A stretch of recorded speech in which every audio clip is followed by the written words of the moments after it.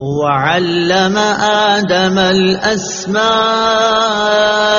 كلها ثم عرضهم على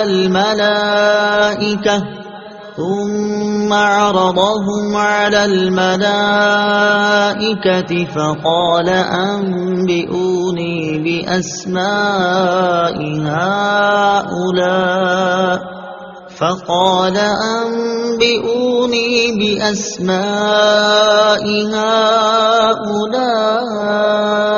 إن كنتم صادقين۔ ترجمہ: اور اللہ تعالیٰ نے آدم کو تمام اشیاء کے نام سکھا دیے، پھر ان سب اشیاء کو فرشتوں کے سامنے پیش کر کے فرمایا اگر تم سچے ہو تو ان کے نام تو بتاؤ۔ وَعَلَّمَ آدَمَ الْأَسْمَاءَ كُلَّهَا، اور اللہ تعالیٰ نے آدم کو تمام اشیاء کے نام سکھا دیے۔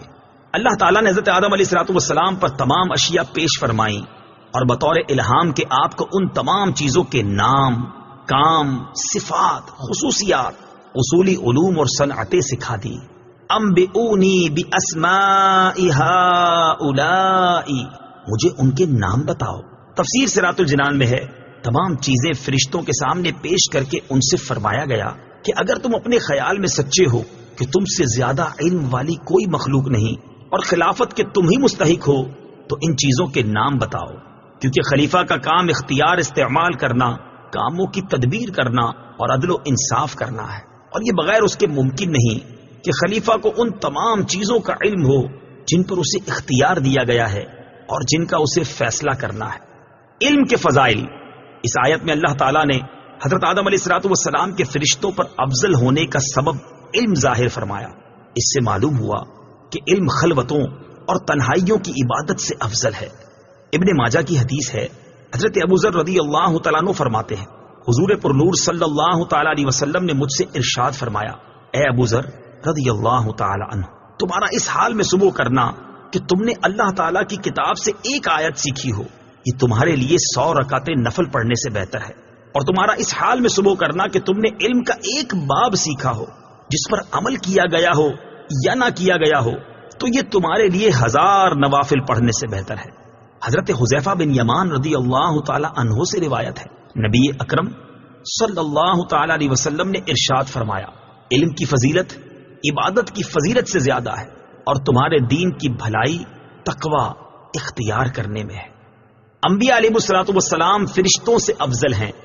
واقعہ آدم علیہ السلام سے یہ بھی معلوم ہوا کہ انبیاء کرام فرشتوں سے افضل ہیں، اور یہ عقیدہ کئی دلائل سے ثابت ہے۔ ان میں سے 6 دلائل پیش کرتا۔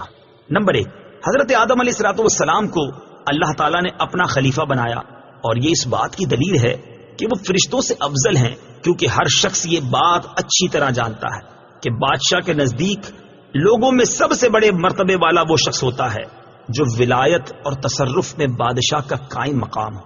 نمبر 2، حضرت آدم علیہ السلام فرشتوں سے زیادہ علم رکھنے والے ہیں، اور جسے زیادہ علم ہو وہ افضل ہوتا ہے، کیونکہ اللہ تعالیٰ نے ارشاد فرمایا، قل هل يستوي الذين يعلمون والذين لا يعلمون۔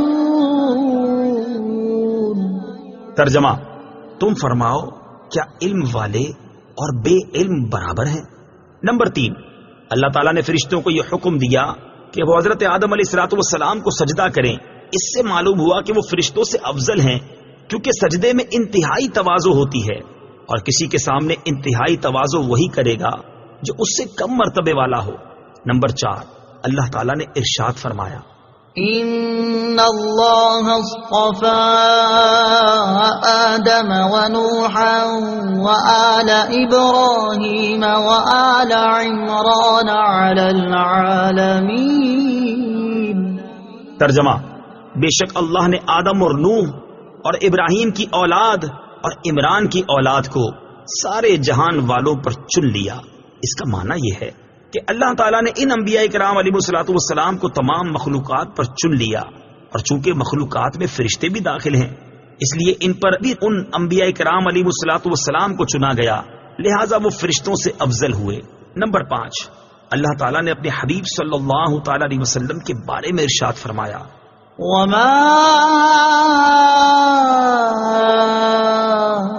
أرسلناك إلا رحمة للعالمين. ترجمہ: اور ہم نے تمہیں تمام جہانوں کے لیے رحمت بنا کر ہی بھیجا، اور چونکہ عالمین میں فرشتے بھی داخل ہیں اس لیے رسول کریم صلی اللہ تعالی علیہ وسلم ان کے لیے بھی رحمت ہوئے، اور جب آپ صلی اللہ تعالی علیہ وسلم فرشتوں کے لیے رحمت مطلق ہیں تو یقیناً ان سے افضل بھی ہیں. نمبر 6، حضرت ابو سعید خدری رضی اللہ تعالی عنہ سے روایت ہے، نبی کریم صلی اللہ تعالی علیہ وسلم نے ارشاد فرمایا، میرے 2 وزیر آسمانوں میں ہیں اور 2 وزیر زمین میں ہیں.